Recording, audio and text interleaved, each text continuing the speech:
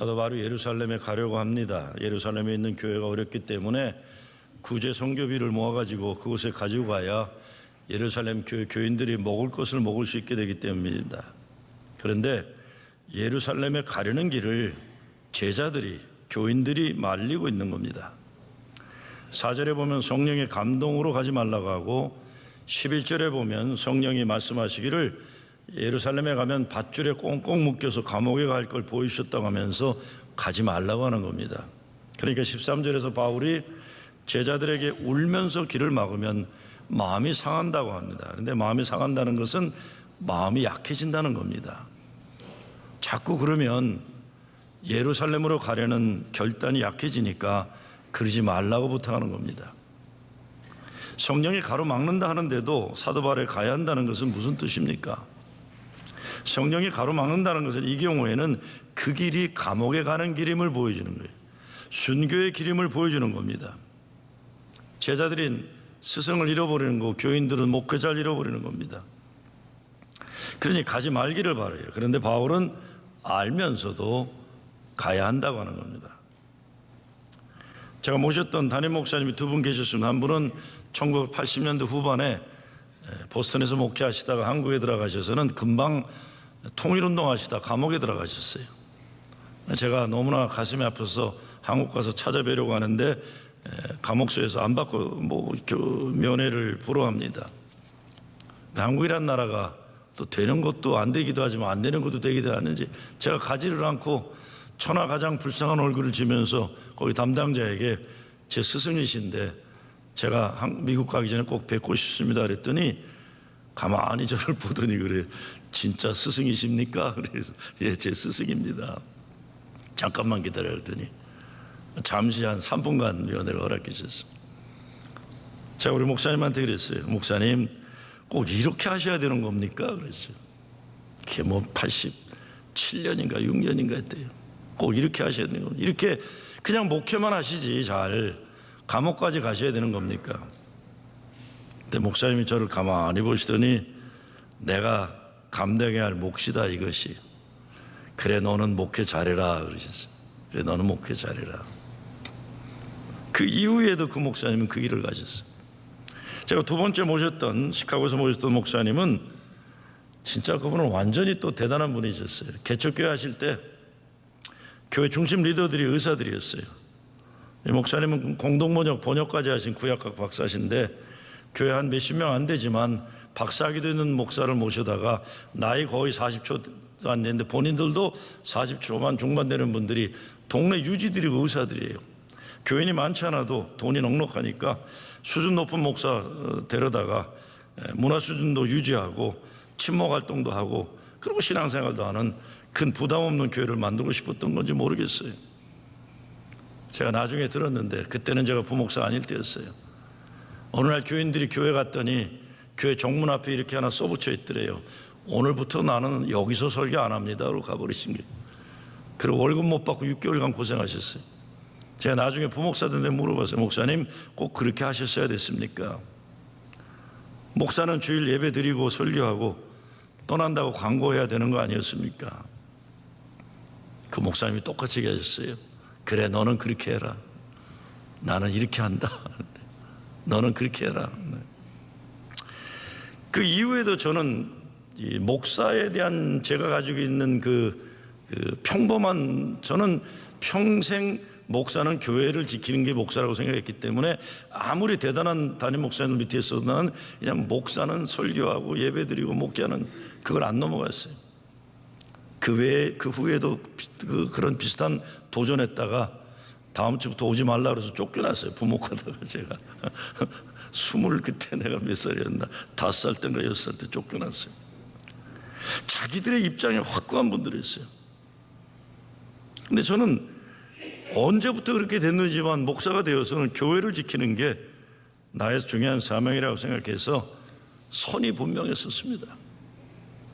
제 목회 지난 날을 돌이켜보면 잘했나 못했나 모르겠어요. 다만 내 스승들은 어려운 길들을 선택하시더라고요. 우리 인생에도 결단해야 하는 일들이 있습니다. 어떤 것은 이러나 저러나 큰 차이 없는 것도 있지만 어떤 것들은 인생의 중요한 길을 결단하게는 결정하는 기로가 있는 겁니다. 어떤 결정은 사랑하는 사람들의 마음을 아프게 하기도 하고 어렵게 할 때도 있어요.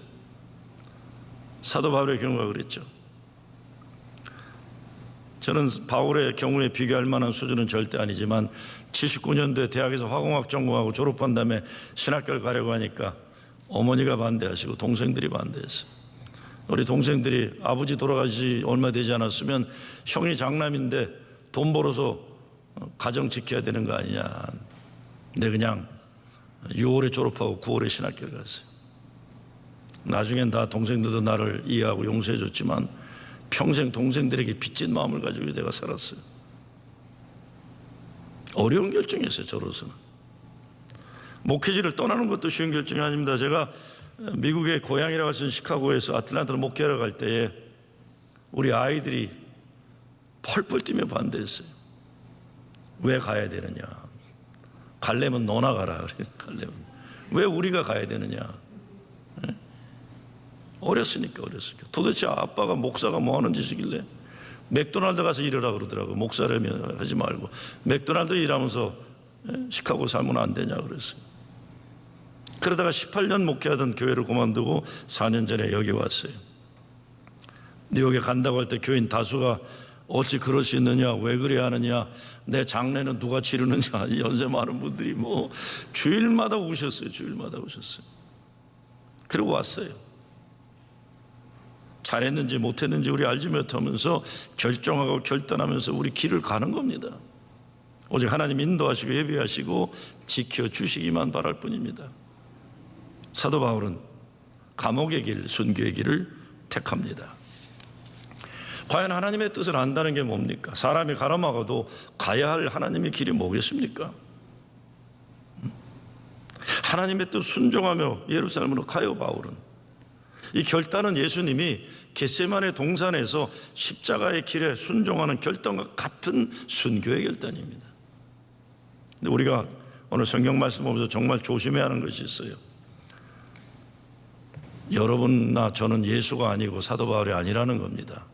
착각하면 안 됩니다. 이런 순교의 길을 하나님은 사도 바울과 같은 인물들에게 요구하는 것이지 저와 여러분과 같은 보통 사람에게 이런 결단을 요구하지 않으세요. 착각하지 마시기 바랍니다. 저는 한 번도 순교라는 말을 내 목회 연관에 써본 적도 없고 교인들에게 순교적인 삶을 살라고 설계한 적 단 한 번도 없어요. 저는 우리 교인들이 순교하는 것 절대로 바라지 않습니다. 난 여러분이 건강하기를 바라요. 오래오래 장수하기를 바라고 장수하면서 자녀들이 효도받는 축복 누리기를 바라다 천국 가기를 바라지 순교하라고 기도하고 싶은 마음 요만큼도 없습니다. 순교하지 마시기 바랍니다. 어떤 사람들 보면 순교라는 말 함부로 쓰는데 조심해야 돼요. 가끔 보면 자기들 믿음이 좋다는 것을 드러내기 위해서 실제적으로는 아무것도 안 하면서 선교를 위해 순교 각오한다는 사람들이 있는데 가끔 이런 사람들 때문에 나라가 시끄러워져요. 뭐 그분들은 숭고한 마음으로 선교했다고 하지만 제가 보기에 객관적으로 보면 테러리스트들에 잡혀가지고 옛날에도 나라에서 그 사람들 구원하라고 수천만 불씩 써야 됐어요. 하나도 회개하는 마음이 없더라고요. 제가 보기엔 국가적인 손해를 끼치는 거 옳지 않다고 봐요. 북한 선교를 위해서 순교할 게 준비된 청년들이 뭐 300명이 된다고 큰 소리를 치는 교회가 내 봤는데 아직까지 북한 선교 순교한 청년 하나도 못 봤습니다. 순교란 말 그렇게 쓰는 거 아닙니다.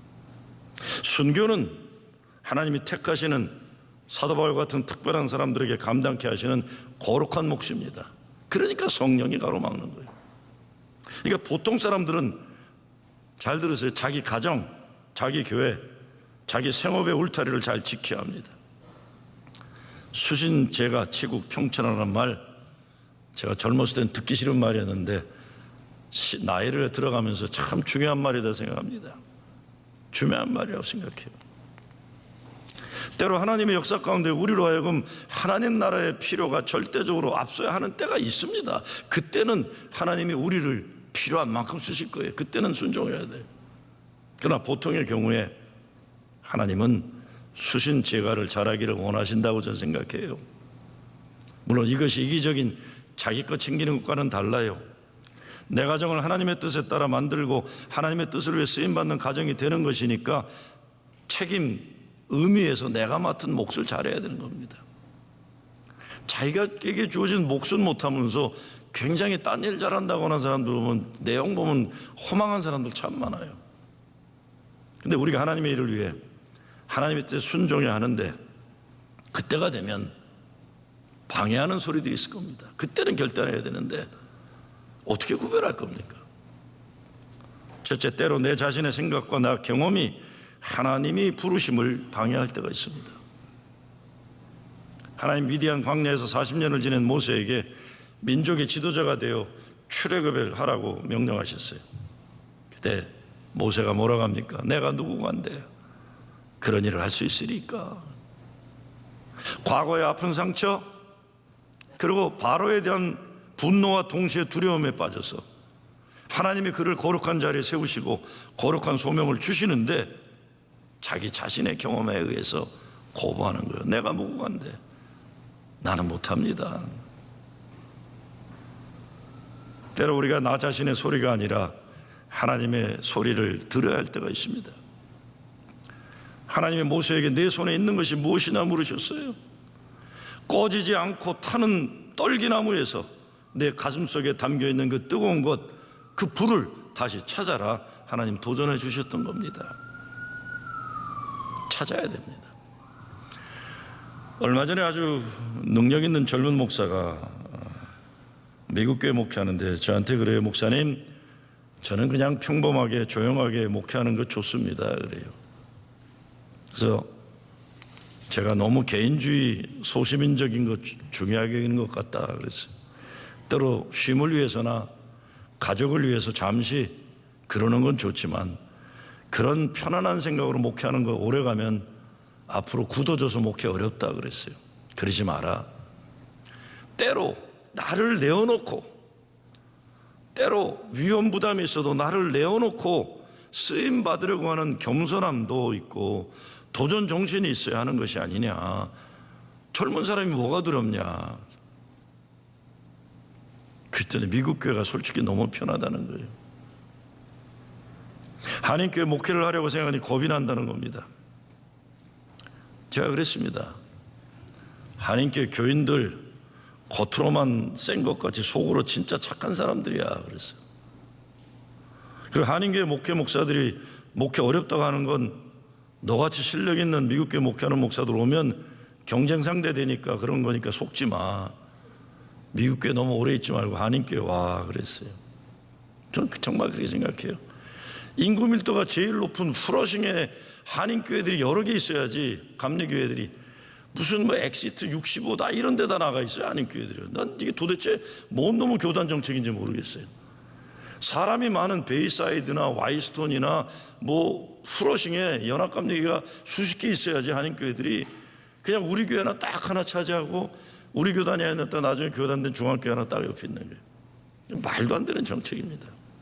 그냥 와서 주일 오면 우리 교회 비전센터, 우리 교회 예배당, 미국 교회 목회하는 목사들이 이름 붙이고 개척교회 해야 되냐, 오해야 되겠죠. 여기서 해야 돼, 여기서요. 그냥 이게 뭐 우리 교회 오후에 쓰지도 않는 빌딩인데.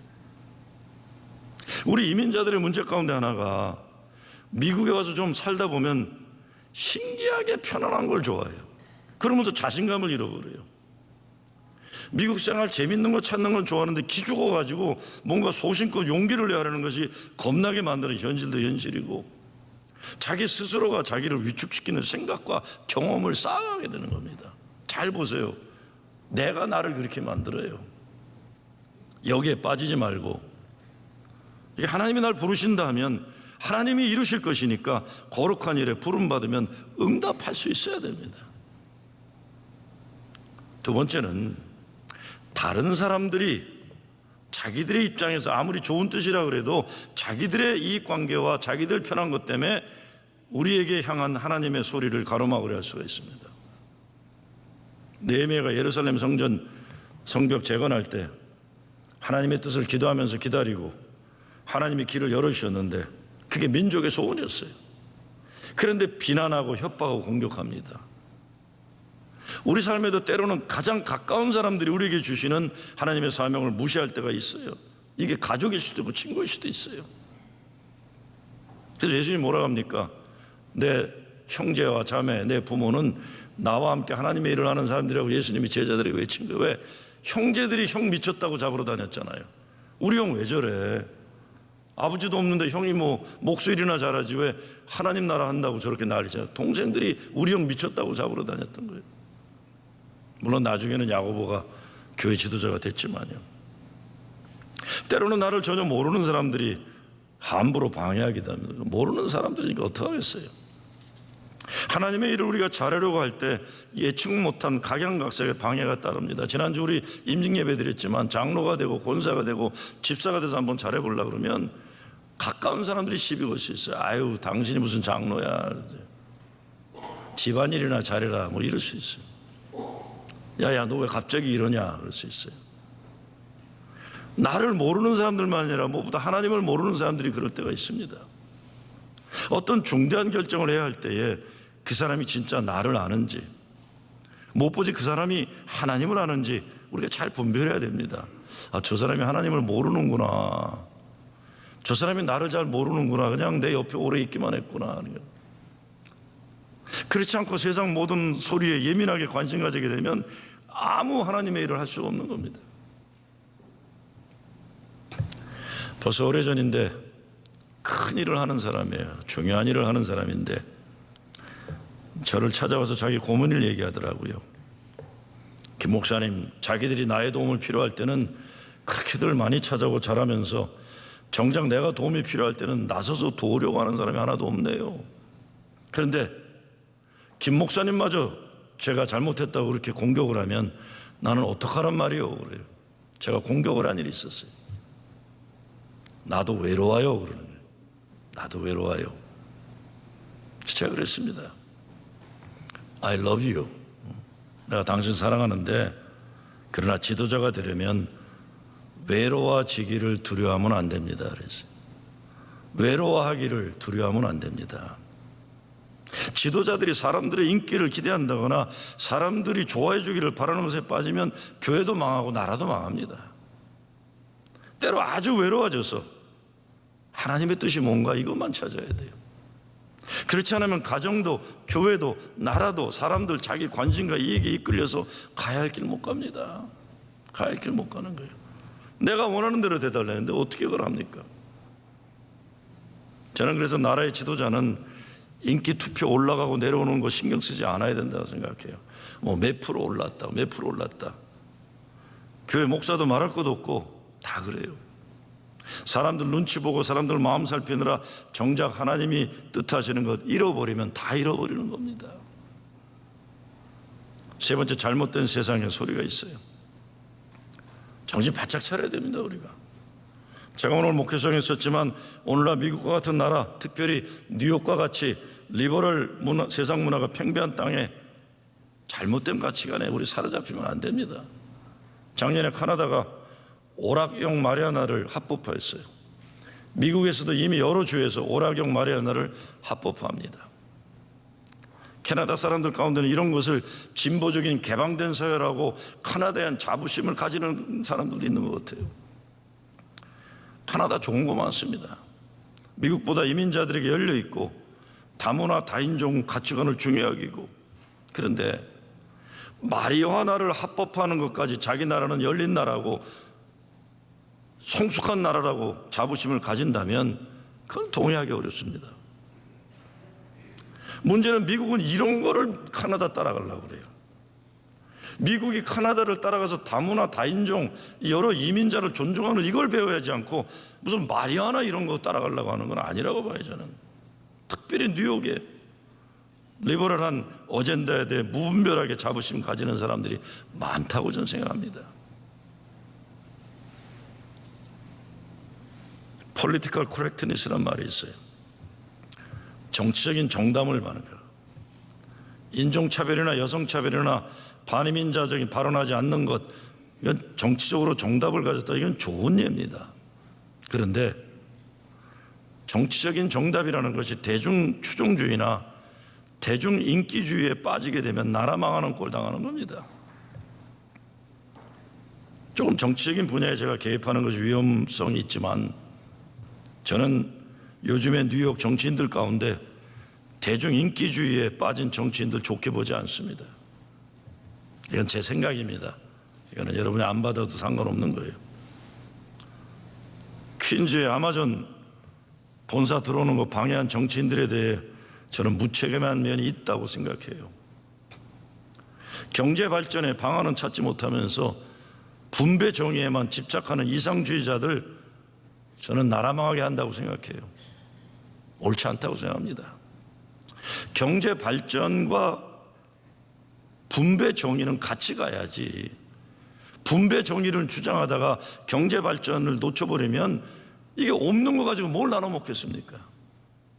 저는 아마존 오는 걸 기대했던 사람이니까 좀 리액션이 강할 수도 있어요. 뭐 젊은 정치인들 우리가 이겼다 그러는데 내가 다음에는 찍지 말아야겠다는 생각이 있어요.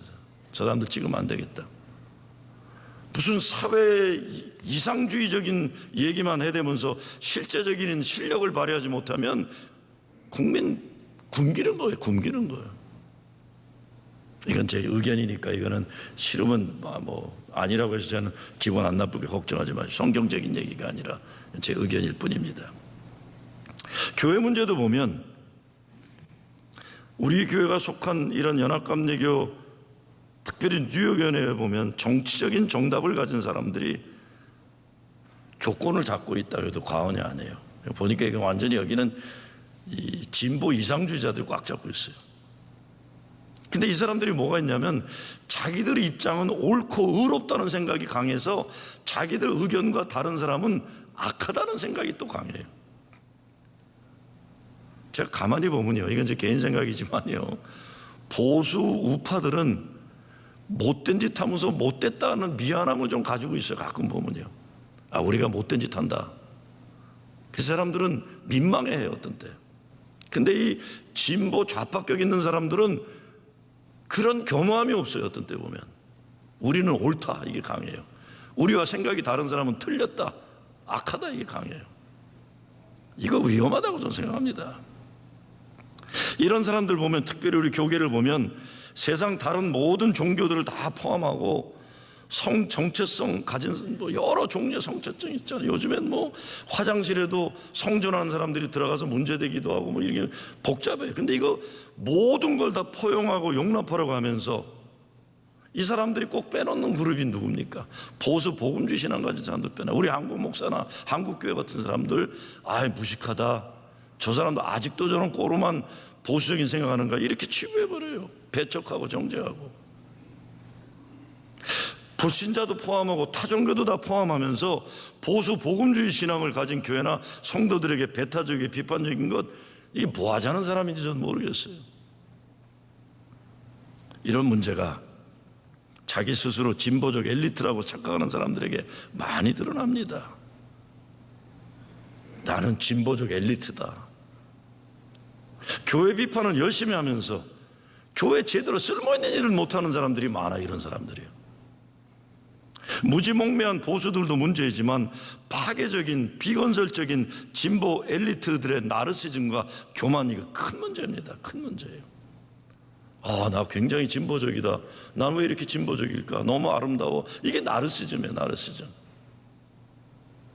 신학교도 보면 예수 잘 믿는 건 잘 못하면서 뭔 타종교 대화는 자꾸 한다고 그러고, 저는 아시다시피 타종교를 비난하고 혐오한 적 한 번, 저는 불교 스님하고도 밥을 먹고 다른 유대 종교나 가톨릭 신부하고도 친하게 지내지만 난 한 번도 타종교에도 구원이 있다는 말을 해본 적이 없습니다. 그건 내가 관여할 문제가 아니에요. 나는 예수 잘 믿기도 바빠요. 내가 부처님이 대단한지 아닌지 그것까지 신경 쓰겠습니까? 근데 요즘 신학교 보면 예수 잘 믿는 건 집중은 못하면서 타종교가 얼마나 멋있고 노자 장자가 어떻고 불처님이 어떻고, 아, 그럼 거길 가지, 왜 우리 동네 와서 그 장사를 그렇게 하고 있는 거예요? 아, 이게 여러분 잘 모르는 얘기지만 제가 열받는 일들이 좀 있어서 말씀드려요. 지금 예수 잘 믿기도 바쁜 때예요. 그렇지 않습니까? 예수로 깊이 들어가기도 바빠요. 그런데 뭐 자꾸 타종교 얘기하고 뭐 선불교가 어쩌고. 제가 이 말씀드리는 건 저는 노자장자 선불교의 제가 80년대에 깊이 빠졌던 사람 중에 하나이기 때문에 말씀드려요. 난 예수 잘 믿기도 힘들더라고요. 성경의 말씀 지키기도 힘들더라고요. 근데 성경에 보면 이런 정도가 아니에요. 자기가 가졌던 신앙관, 자기가 가졌던 문화, 자기가 가졌던 이데올로기, 민족 감정, 이거에 대해서 강한 확신을 가졌던, 그렇기 때문에 하나님과 맞섰던 인간이 있어요. 누굽니까? 요나예요. 요나. 하나님이 요나에게 바벨론 니느웨에 가서 설교하라고 명령하실 때 요나가 싫어서 도망가요. 도망가다가 고래 뱃속에 들어갔다 고래가 토해내서 나오기도 하고 그러잖아요. 요나가 니느웨에 가서 설교하기 싫어하는 이유는 단순합니다. 자기가 가서 설교하면 그 백성들이 회개할 텐데, 회개하면 니느웨 도성의 사람들을 멸망시키지 않고 살려주실 것 뻔하기 때문에 싫어서 도망가는 거예요. 아니나 다를까 할 수 없이 느네에 와서 한 번 설교를 했더니 모든 백성이 베옷을 입고 죄를 뒤집어 쓰고 회개하는 역사가 일어나요. 도성의 짐승들까지 회개했다고 그랬어요. 보면 이게 어떻게 돼요? 요나가 멀리 바라보면서 망하기를 기다렸는데 안 망하잖아요. 그때 차라리 나를 죽여달라고 불평하니까 하나님이 뭐라고 하십니까? 요나야, 저 도성에는 동서남북을 분별하지 못하는 어린아이들이 있단다 그러시는 거예요. 네가 싫어하는, 망하게 원하는 민족의 자식들인지 모르지만 내게 저 어린아이들은 귀한 존재란다. 너에게는 민족 감정이 있고 너의 나라를 식민지로 삼았던, 너가 볼 때는 망할 나라인지 모르지만, 원수인지 모르지만 저 도성에는 어린아이들이 있단다 얘기하시는 거예요. 그러니 멸망하지 않겠다는 겁니다. 지금 한국은 일본 아베 정권과 갈등 관계가 커지고 있어요. 일본이, 저는 아베 정권을 진짜 나쁜 정권이라고 생각하는 사람입니다. 특별히 문재인 대통령, 김정은 국방위원장, 트럼프 대통령이 막 이렇게 좀 하니까 거기에서 자기 영향력 없다 하니까 이제 또 못된 짓까지 하고, 위안부나 또 우리 옛날에 징용해 간 거 대법원에서 판결 나니까 이제는 경제 보복을 하는 거예요. 한국민들이 일본 관광 안 간다 그러고 일본 물건 안 사게 운동하고 그러는데, 그러는 가운데 어떤 사람들은 아베와 같은 못된 일본 정권은 미워해도 일본 사람은 미워하지 말아야 한다고 외치기도 합니다. 저는 그 말이 맞다고 생각합니다. 일본 극우주의자들이 나쁜 것이지 일본 사람 모두가 나쁘다고 해서는 절대로 안 되는 거예요. 그리고 일본에는 무엇보다 우리 동포들이 수십만 살고 있어요. 우리 미주 이민 동포 사회는 비교할 수 없는 수십 년 역사 속에서 차별과 핍박을 견뎌내면서 제일 동포들이 있는 겁니다. 그 후손들이 있어요. 그들을 생각해야죠. 하나님은 요나서를 통해서 민족 이기주의를 넘어서야 한다는 것, 나아가서 원수 만드는 일 그만둬야 한다는 것 말씀하셨어요. 예수님도 유대 백성이 그렇게 싫어하는 사마리아인 얘기를 시도 때도 없이 하시잖아요. 마찬가지예요. 그 사람들 무시하지 마라. 그 사람들 경멸하지 마라. 우리가 어떤 판단을 하고 결단할 때 하나님 말씀, 예수님 마음, 거기에 합당한지 판단해야 되는 겁니다. 민족 감정 때문에 무엇이 주님이 기뻐하시는 일인지. 그렇다면 어떤 것이 우리가 길을 갈 때 판단과 결단의 중심 잣대가 되어야 하겠습니까? 첫째, 하나님께 기쁨과 영광이 되는 결단을 내려야 될 것입니다. 나 자신의 이익관계나 고집 내세우는 것이 우선이 되지 말아야 돼요. 집단 이기주의도 안 돼요. 예수님 만나기 전에 바울을 보면 그랬던 거예요. 하나님의 일을 열심히 한다고 했지만, 하나님의 일을 열심히 하지만 자기는 분노와 예수 믿는 사람들에 대한 증오가 가득 차는데, 자기가 죽이는 일을 주선하고 돌에 맞아 죽어가는 스데반을 보니까 하늘을 향해 웃고 있는 그 모습에 충격받은 거예요. 그것만이 아니죠. 스데반이 뭐라고 합니까? 하나님, 저들을 용서하여 주시옵소서. 저들은 지금 자기들이 하는 일을 모르고 있습니다. 예수님이 십자가 사시던 똑같은 말을 하고 있는 거예요. 충격받은 거예요. 왜 죽으면서도 행복한 사람이 있고 하나님의 일을 열심히 해서 남 죽이는 일에 열심히 내가 있을까 고민이 되는 거예요. 번민이 있는 거예요. 하나님께 기쁨과 영광이 되고 있는가. 두 번째, 교회에서는 성도를 온전케 하고 교회를 강건케 하는 일이어야 합니다. 어떤 것도. 때로 사람들이 이겨도 소용없고 저도 상관없는 쓸모없는 전쟁 싸움 벌일 때 얼마나 많은지 몰라요. 제가 요즘에 우리 교단의 일에 많이 관계되는데 보면 사람들이 그래요. 어떤 문제를 놓고 의견이 다를 수 있어요. 동성애 문제나 이런 거예요. 근데 개인적으로 만나 얘기하면 다 멀쩡해요. 아, 당신 그렇게 생각하냐? 아, 그런 면도 있겠구나. 그래요? 아, 내가 생각하는 것만 꼭 맞는 건 아닐 수도 있겠네요. 그래서 대화가 돼요. 근데요, 회의 투표가 되면요, 전쟁이 되고, 회의 투표, 그때는 전혀 다른 사람이 돼요. 왜 이겨야 된다고 생각하는 거예요. 이게 다 투표해야 되니까요. 하나님의 일을 말씀과 기도로 결정하지 않고 투표로 결정하는 어려운 거예요. 어려운 겁니다. 요즘에 우리 교단 감독들이 제일 많이 쓰는 단어가 일치, 사랑, 하나됨이에요. 얼마나 멋있는 말이에요, 그렇죠? 일치, 사랑, 하나됨.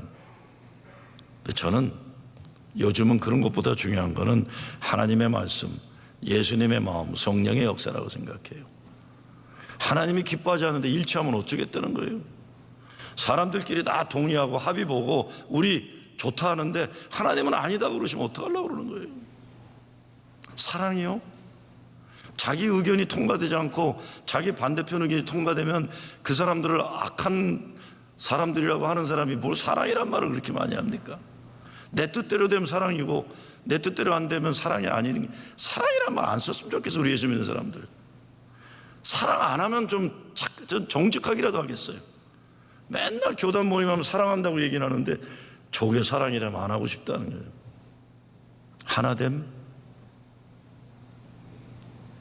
상대방을 악한 집단으로 규정하는 사람들 하나 되면 그건 지옥이에요. 지옥. 차라리 바나바와 바울이 의견이 달라 심히 싸웠지만 각기 자기 길 가면서 서로 최선 다해 전도하고 선교함으로 복음을 확장시켰던 그것처럼 우리도 그리하는 게 정직할지 몰라요. 마지막으로 모든 것 하나님께 맡길 뿐입니다. 바울이 로마서에서 우리가 알거니와 하나님을 사랑하는 자 곧 그 뜻대로 부르심을 입은 자들에게는 모든 것이 합력하여 선을 이루느니라. 우리는 순종할 뿐이고 쓰시는 분은 하나님이십니다. 아틀란타 다운타운에 가면 랠프 에버네트라는 길이 있어요. 랠프 에버네트는 마틴 루터킹 목사님과 가장 측근이었던 친구예요. 암살당할 때도 옆에 계셨어요. 그런데 랠프 에버네트 목사는 앤드류 영 목사처럼 유엔 사무총장이나 아틀란타 시장 지내는 출세 못했어요. 제시 잭슨도 그렇고 그 외에 모든 사람이 다 국회의원도 되고 세상에 유명한 인물들이 되는데 랠프 에버네트는 마틴 루터킹과 그렇게 친했는데도 출세를 못하고 알려지진 않았어요. 아들이 하나 아틀란타 시의원인가 했는데 돈 문제하고 마약 문제인가 때문에 또 낙방하고. 근데 랠프 에버네트의 묘비에 이렇게 써 있다고 합니다. I tried 이렇게 써 있어. I tried. 이게 무슨 말이에요? 나는 노력했다. 대단한 명예나 대단한 실력이나 대단한 자식도 못 키우고 대단한 세상에 업적도 없었지만 나는 노력했다는 거예요. 우리가 믿음 생활하면서 사도 바울과 같은 위대한 업적을 남길 수 없습니다. 그러나 우리도 나름대로 하나님의 부름이 있을 때 어려움이 있고 손해보는 일이 있고 아픔과 고난이 있어도 가야 할 길을 선택하는 길이 있었을 겁니다. 우리의 인생 마지막 고백도 나는 노력했습니다. 주님 말씀 순종하느라 노력했습니다. 부족했지만 사랑했습니다. 오직 주의 은혜입니다.